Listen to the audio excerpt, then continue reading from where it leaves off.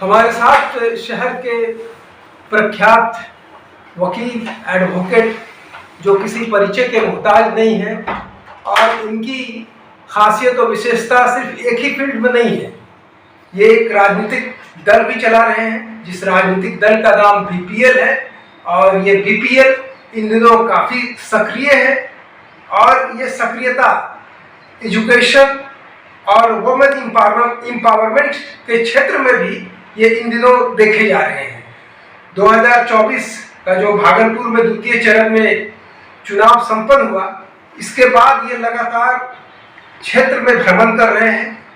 Sir, आपका पहले बहुत बहुत शुक्रिया कि आपने रजामंदी जाहिर किया इंटरव्यू के लिए। धन्यवाद। तो सर, सबसे पहला जो मेरा प्रश्न है कि 2025 विधानसभा का जो वक्त अब 15 माह या 16 माह रह गया है, लोकसभा चुनाव भागलपुर में संपन्न हो चुका है, तो आपकी जो पार्टी है बीपीएल, इसका पूरा नाम क्या है और आप क्या इसके लिए आप रणनीति अख्तियार कर रहे हैं? धन्यवाद। पार्टी का नाम जो है भारतीय पार्टी लोकतांत्रिक है, जिसका शॉर्ट फॉर्म है बीपीएल, जो आप बता रहे हैं। सभी लोग राजनीति में समस्या उठाने की राजनीति करते हैं। आप बीपीएल के संस्थापक, संरक्षक, चेयरमैन, संस्थापक अध्यक्ष हैं जी। और राजनीति में आप देखेंगे कि सभी लोग जो है समस्या उठाने की बात करते हैं कि सरकार अमुक काम नहीं कर रहा है या ये चीज़ अमुक चीज़ नहीं हो रहा है। कोई पार्टी समाधान की बात नहीं कर रही है। देश में अभी सबसे विकराल समस्या है, जितना जनसंख्या बढ़ेगा उतना ही ज़्यादा बेरोजगारी आ रही है। तो हमारी पार्टी जो है स्वरोजगार पे काम कर रही है। हमारी पार्टी लोगों को दैनिक जीवन में उपयोग होने वाली चीज़ों के व्यापार में लगा रही है। तो आप जान ही रहे हैं कि कोई भी सरकार नौकरी नहीं दे सकती। अगर 140 करोड़ जनता है और 30 करोड़ युवा खड़े हो जाएंगे तो 30 करोड़ को नौकरी नहीं दी जा सकती है, ना तो प्राइवेट में ना सरकार में। लेकिन 30 करोड़ युवा जो हैं अपना स्वरोजगार कर सकते हैं। बिहार में नीतीश कुमार तो स्वरोजगार के लिए, स्किल डेवलपमेंट के लिए तो काम कर ही रही है, तो फिर क्या जरूरत पड़ गई कि आपको स्किल डेवलपमेंट के क्षेत्र में आगे बढ़ने का? बिल्कुल। देखिए, सरकारी काम थोड़ा सरकारी तरीके से होता आया है, सबको मालूम है। तो केंद्र सरकार और बिहार सरकार दोनों ने नेशनल स्किल डेवलपमेंट प्रोग्राम और स्टेट स्किल डेवलपमेंट प्रोग्राम लगाया और इसमें भरपूर पैसा खर्च किया। अब दुखद स्थिति ये है कि लोग जो यहाँ पढ़े वो कोई काम प्रॉपर सीख नहीं पाए, उनका प्लेसमेंट नहीं हो पाया। हम कहीं नौकरी लगाने की बात नहीं कर रहे हैं, हम उनको स्वरोजगार की बात कर रहे हैं। अगर हम टेक्नीशियन हैं तो हम काम को शुरू करेंगे। भागलपुर आपका गृह जिला भी है, तो आप इस जिला में भागलपुर में 51 वार्ड है, तो कहाँ कहाँ स्वरोजगार हेतु आपने कैंप लगाया है या इस तरह का काम हो रहा है? सर, भागलपुर में 51 वार्ड है और भागलपुर आपका कर्मभूमि है, यहाँ पर आप काम कर रहे हैं, तो भागलपुर में किन किन जगहों पर आपने स्वरोजगार हेतु काम कर रहे हैं या काम किया था? देखिए, भागलपुर में जब 37 वार्ड होता था सन 99-2000 में, तब भी मैं मोबाइल ब्लड डोनर्स ग्रुप का चलाता था जी, तो उसमें ब्लड बैंक था नहीं, तो हम सभी वार्ड में जुड़े हुए थे तब भी। और सन 2013 में हमने बोधित फ्री फाउंडेशन ट्रस्ट के अंतर्गत हमने यहाँ पर 2 कोचिंग लगाए। अच्छा। वो कोचिंग निःशुल्क था पूर्णतः, ठीक। अब ये कोचिंग में बच्चे कहाँ से आते हैं, क्योंकि हम हर एक गरीब परिवार को जानते नहीं हैं, तो इस कोचिंग को चलाने के लिए, इसमें बच्चों को लाने के लिए ताकि उनको फायदा हो, हमने वार्ड पार्षदों का सहारा लिया, उसके अलावा मुखिया सरपंच का सहारा लिया। तो हम पूरे 51 वार्ड में सक्रिय हैं लगातार, और आज भी हम स्किल डेवलपमेंट कार्यक्रम जो चला रहे हैं। बीच में हमने मंदिर पे पुस्तकालय खोला, आज भी हमने मंदिर, मस्जिद, गुरुद्वारे हर एक जगह प्रयास कर रहे हैं कि जहाँ भी उपलब्ध हो हम वहाँ पर स्वरोजगार करें, उसका ट्रेनिंग दें और स्व अध्ययन केंद्र खोल रहे हैं, जो कि आपके शहर में शहरवासी देख भी रहे हैं, सभी पार्षदों को मालूम भी है। तो आपकी जो बीपीएल पार्टी है, तो उसका प्रचार प्रसार से भागलपुर में ही है कि भागलपुर से बाहर भी आप प्रचार के लिए ले गए अपनी पार्टी को लोगों के बीच?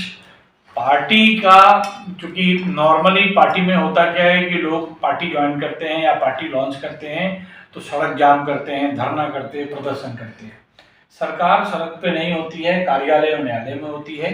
तो हमारा जो स्ट्रेटजी है, हम आरटीआई और पीआईएल से काम करते हैं, लोगों की समस्या का सरकार को डायरेक्ट लिखते हैं। ये समस्या रचनात्मक कार्यों पर आपका ज्यादा जोर है। नेचुरल है कि जो काम होने से मतलब है, क्योंकि समाधान देने की बात है। अब बात आती है कि जैसे भागलपुर के अलावा 19 में हम यहाँ लोकसभा चुनाव में थे और हमें लोगों ने अच्छा वोट करा। अच्छा, 19 में भी आप प्रत्याशी के तौर पर अपनी पार्टी से खड़े थे? उस समय हम निर्दलीय हो गए थे क्योंकि पार्टी का फॉर्म ए और बी में कुछ त्रुटि हो गई थी, लेकिन हमें लोगों ने वोट किया। 2020 में 15 जिलों से 24 लोग थे कैंडिडेट, तो नेचुरल है कि 15 जिला से कैंडिडेट मिला। तो हम लोग जो है खाली भागलपुर में नहीं है, पूरे बिहार में फैले हुए हैं। और इसके अलावा चूंकि बुद्धिस्ट फील्ड फाउंडेशन ट्रस्ट 16-17 राज्यों में है, तो 4-5 राज्यों में हम लोगों का पार्टी का भी कुछ न कुछ संगठन है। हम लोग स्वरोजगार पे काम कर रहे हैं और उम्मीद है कि हम लोग बहुत बेहतर रिजल्ट दे पाएंगे। शिक्षा और रोजगार पर आपका मेन फोकस है, साथ साथ आप का जो प्रोफेशन है वो वकालत के पेशे से आप जुड़े हुए हैं। तो न्याय के क्षेत्र में क्योंकि विधिक सहायता, निःशुल्क विधिक सहायता, बहुत सारे लोग जो है कोर्ट कचहरी नहीं जा पाते हैं, फी नहीं जमा कर पाते हैं। तो ऐसे गरीब लोगों को निःशुल्क न्याय मिले, इसके लिए आप क्या फायदा पहुंचा रहे हैं, कैसे लोगों को न्याय दिलवा पा रहे हैं? देखिए, हम लोग पहले से ही साप्ताहिक बीपीएल दरबार का आयोजन मंदिर प्रांगण में करते आए हैं, जिसका काम था मध्यस्थता से दोनों पक्ष को मिलान कर देना। उसके बाद जो है अभी हम लोग सभी बीपीएल परिवार को निःशुल्क में विधिक सहायक मतलब अधिवक्ता सेवा उपलब्ध करा रहे हैं। सरकार भी डालसा के माध्यम से करती है और हम लोग अपनी पार्टी के माध्यम से भी इस चीज को कर रहे हैं।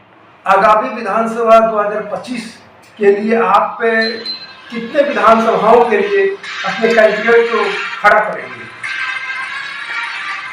243 सीट है बिहार में और झारखंड में 81 सीट है। हमारा प्रयास है कि बिहार के 243 सीट पे हम कैंडिडेट दे पाए और इस पे लगातार काम चल रहा है और कैंडिडेट भी उम्मीद करते हैं कि कैंडिडेट भी हमें अच्छे लोग मिलते रहेंगे, जैसे कि पिछली बार मिला। अमूमन ये देखा जाता है कि जो राजनीतिक दल जो है ऐसे लोगों को प्रत्याशी बना देते हैं जो बाहुबली होते हैं, जो करोड़पति अरबपति होते हैं। तो ऐसे स्थिति में आप बोल रहे हैं अच्छे कैंडिडेट का मतलब क्या कि वो ईमानदार हो। ईमानदार अगर आप खड़ा करते हैं लेकिन उसके पास पैसा भी होना चाहिए, उसका एक बैकग्राउंड भी होना चाहिए। तो ऐसी स्थिति में जब लोकतंत्र की ये स्थिति, ADR the association of democratic reform ने कहा कि 40% जो है लोग अपराधी और 35% जो है अरबपति करोड़पति घुसे हुए हैं, तो ऐसे में आप कैसे कंपेयर कर पाएंगे उनको, कैसे आप चुनौती दे पाएंगे ऐसे पार्टियों को? देखिए, सन 1960-65 के बाद पहली बार देश में सेवा और समाधान की राजनीति के कंसेप्ट को रीलॉन्च किया है। जब आप सेवा और समाधान की राजनीति करेंगे तो जितना पैसा धन बल से चुनाव जीतने में लगता है, बाहुबलियों को चुनाव में काम करना पड़ता है, उतना पैसा आम इंसान को नहीं लगेगा। हम हमेशा साधारण इंसान को सेवा और समाधान की राजनीति के माध्यम से लोगों का चॉइस बनाने का प्रयास कर रहे हैं। हम खुद जब लोकसभा चुनाव लड़े तो आपको जान के आश्चर्य होगा कि हमारा खर्चा मात्र 1,24,000 था और इनफैक्ट खर्चा यही था क्योंकि हमें मालूम था कि हम चुनाव जीत नहीं रहे हैं और हमने किसी भी जगह में हम कोई भी बूथ पे कोई भी व्यक्ति को नहीं रखे थे, उसको कंट्रोल किए थे। इसके बावजूद भी कई लोग हमारे समकक्ष जिनको वोट आया या हमसे 2,000 भी कम वोट आया, उनका खर्चा 35-35 लाख तक गया। तो आप एक नई चीज़ लेके आ रहे हैं, ये मोटा मोटी मान के चलिए कि ये आपको जीरो बजट लेवल का ही चुनाव कर पाएंगे। जीरो बजट पर क्या मुमकिन है आज के ज़माने में, आज के समय में चुनाव लड़ना, जबकि चुनाव आयोग की तरफ से एक लोकसभा में प्रत्याशी को 70 या 90 लाख की अधिकतम सीमा रखी गई है। भागलपुर की बात करें तो 16 प्रखंड है, तो इतना बड़ा संसदीय, इतना बड़ा विधानसभा, तो उसमें जीरो बजटिंग पर तो चुनाव कैसे लड़ा जा सकता है? जीरो बजट, जैसे आप एमएलए का चुनाव करेंगे, 51 वार्ड है, ठीक है, आप जो दैनिक काम जो करते हैं उसमें आपका पैसा खर्चा होना होता है। जब आप एक मुश्त जब चुनाव के 1 महीना पहले या 20 दिन पहले का मल्टी टास्किंग प्रोग्राम चलाएंगे तो आपको लाखों रुपए लगेंगे। लेकिन जब आपका दैनिक जीवन ही इसमें गुजर रहा है कि किसी को डॉक्टर को दिखाना है, किसी को कोई समस्या है उसका समाधान करना है, या फिर कोई व्यक्ति को कानून के तहत उसको हेल्प करना है, थाना पुलिस में हेल्प करना है, सरकारी योजनाओं का लाभ दिलाना है, तो आप जब उस चीज़ को लगातार जिएंगे तो आपको अचानक किसी को याद नहीं दिलाना पड़ेगा कि आपका नाम सुनील कुमार है और आप बांसुरी छाप लेके खड़े हैं। एक और प्रश्न खड़ा होता है कि अभी गठबंधन का जमाना है, कोई अकेले कुवत नहीं कर रही है खड़ा होने का, इधर एक तरफ एनडीए और इंडिया गठबंधन, तो ऐसे में आप क्या स्वतंत्र होकर लड़ना चाहेंगे या कहीं से आप भी कोलैबोरेशन करेंगे, किसी को साथ में लेंगे? देखिए, 1-2 मौका हमें आया था जब पार्टी को मर्ज करने की बात कही गई थी, तो चूंकि पार्टी का कंसेप्ट अलग है इसलिए हमने मर्ज करने से मना कर दिया। दूसरी बात, पद के लिए हम कोई गठबंधन नहीं करना चाहेंगे। हमारा क्लास अलग है सेवा और समाधान का, तो जहाँ जहाँ सेवा और समाधान चल पड़ेगा वहाँ हमारे लोग चुनाव निकाल लेंगे।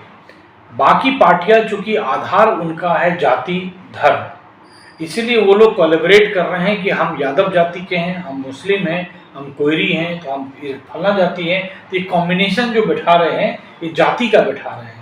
लेकिन सेवा और समाधान में आप बीपीएल, तो आप जान रहे हैं कि ऑन रिकॉर्ड 33-34% आबादी जो है गरीबी रेखा के नीचे है, और प्रधानमंत्री खुद कहते हैं कि वो 80 करोड़ जनता को मुफ्त में चावल गेहूँ दे रहे हैं। इसका मतलब है कि तकरीबन 60% लोग जो हैं गरीबी झेल रहे हैं। तो हम जिनके बीच में सेवा समाधान लेके आए हैं उनकी जनसंख्या 60% है।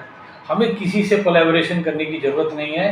बीपीएल का मतलब ही है कि जो गरीब है बीपीएल उनकी पार्टी है। धन्यवाद, शुक्रिया सर। तो ये थे प्रख्यात वकील सुनील सिन्हा जी, जो बड़े बेबाकी और साफगोई के साथ कहा कि हमारा चुनावी एजेंडा बिल्कुल साफ है, पारदर्शी है, और हम आगामी विधानसभा में पूरे मुस्तैदी और पूरे शक्ति के साथ उतरेंगे।